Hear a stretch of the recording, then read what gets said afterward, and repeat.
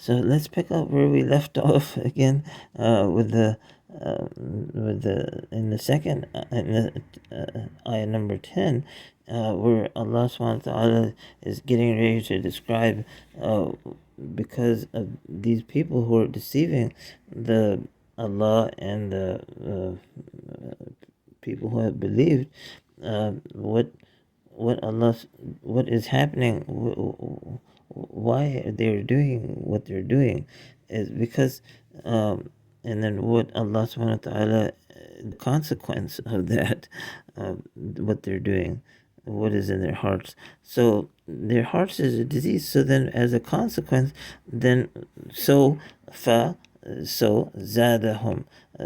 Zada means to increase, and it's in the same pattern as like we had discussed with a'udhu billah, adha.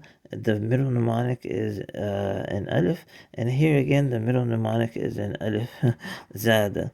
So it follows. So uh, zada. So he. So Allah is the subject. So Allahu. So that's why the last letter takes a dhamma.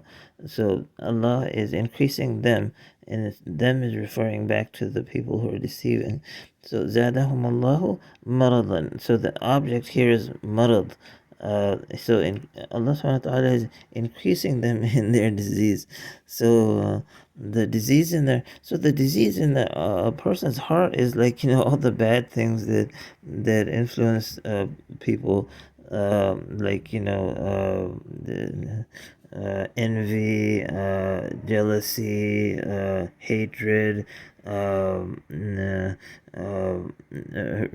racism, prejudice, wanting to make fun of people, and everything that is influenced by the devil, by Satan. That's a disease. So these are the diseases that are in their heart. And so Allah subhanahu wa ta'ala says the consequence of that is because he increases them in their disease. So subhanallah, glory be to Allah. And so then what is going to happen to them in the hereafter? So the hereafter, so wa is and then this is so this is a simple sentence also, but then it's being described a little bit more, like we discussed in the first half of the ayah. You have a simple sentence, and it's being described the disease. One of the nouns is being described more by a verbal sentence that comes after. So here again, you have a simple sentence, and then there's a sentence describing uh, why, describing this entire sentence.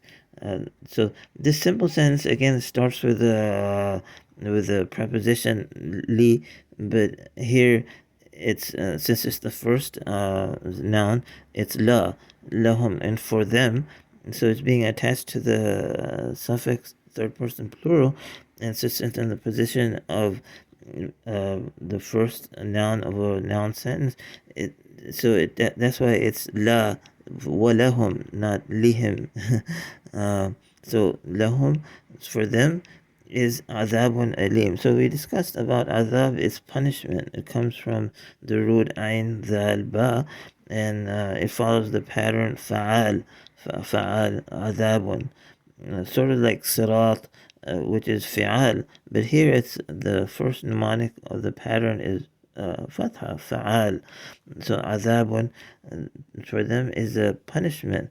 And what kind of punishment? Well, the adjective is describing the kind of punishment is a painful punishment. Alim, it comes from the root hamza lam mim, and it follows the pattern fa'il. So alim is painful, alimun, and both of them take two dhammatains. So adabun, alim, because they're singular. So for them is a painful punishment. And then why?